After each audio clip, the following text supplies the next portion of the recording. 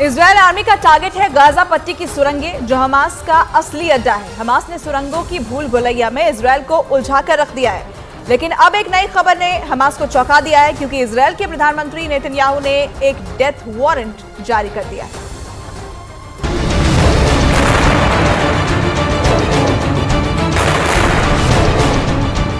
अमन के पैरवीकार बाशिंदों के ऊपर भी मौत मंडरा रही है। इजरायल फायरिंग पर फायरिंग झोंक रहा है।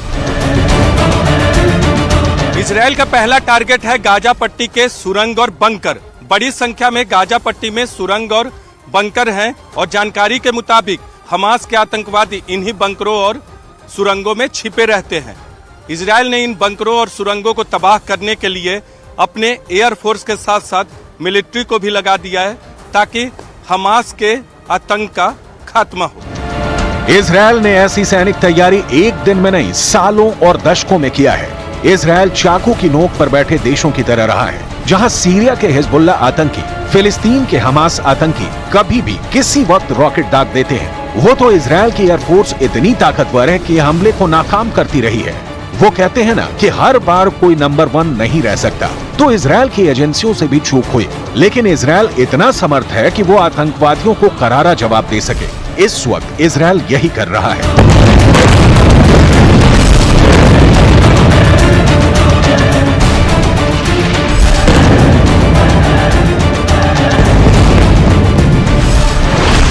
इजरायल का रक्षा बजट 2.02 लाख करोड़ रुपए का है। ग्लोबल फायर पावर की रिपोर्ट बताती है कि इजरायल अपने कुल बजट का 12% रक्षा क्षेत्र पर खर्च करता है।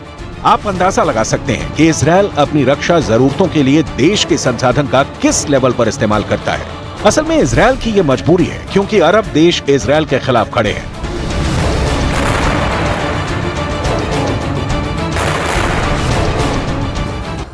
इजरायल की ताकत के आगे मिस्र, लेबनान और सीरिया के साथ ईरान की सैन्य ताकत कितनी है, ये भी देख लीजिए, जिसके बाद आपको पता चल जाएगा कि अरब की धरती पर कौन किस पर भारी है।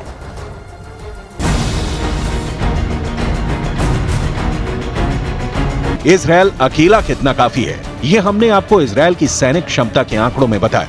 अब देखना जरूरी है कि जो शक्तियां या देश इजरायल के खिलाफ लड़ रहे हैं, उनकी ताकत कितनी है। मिस्र, लेबनान और सीरिया इजरायल के पड़ोसी देश हैं, लिहाजा अरब देशों की ओर से हमले की सूरत में ये 3 देश ही सप्लाई रूट बनेंगे। इन्हीं 3 देशों के रास्ते कहा जा रहा है कि ईरान की फौज भी मैदान में जरूरत पड़ने पर उतरने के लिए तैयार है। इन 3 देशों की सैनिक शक्ति और हथियार की शक्ति कैसी है, समझना बहुत जरूरी है।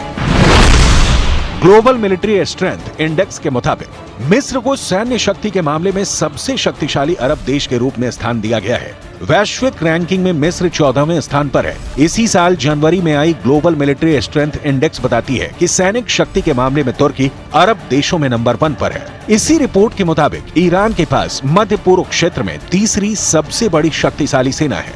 यही रिपोर्ट बताती है कि सीरिया सैनिक शक्ति के मामले में अरब देशों में नंबर 10 पर है और लेबनान तो इस लिस्ट में सबसे नीचे 20वें नंबर पर है। इजरायल से सीधा टकराव में इजरायल को सबसे ज्यादा चैलेंज मिस्र से मिलेगा। हालांकि 1967 की लड़ाई में इजरायल मिस्र को मात दे चुका है, लेकिन सीरिया के साथ मिस्र मिलकर लड़ता है तो इजरायल की मुश्किल बढ़ जाएगी। 2021 में प्रकाशित एक रिपोर्ट के मुताबिक मिस्र के पास कुल 3 लाख सैनिक हैं, जिसमें 90,000 से लेकर 1,20,000 तक पेशेवर हैं।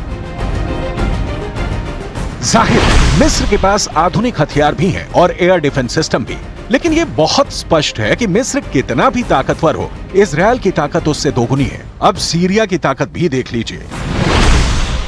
सीरिया के पास 1,78,000 से 2,20,000 के बीच की आर्मी है। इनके साथ सीरिया के पास 80,000 से 1 लाख तक की वो आर्मी है जो सीधी सेवा में नहीं है, लेकिन जरूरत पड़ने पर एक्टिव हो जाएगी।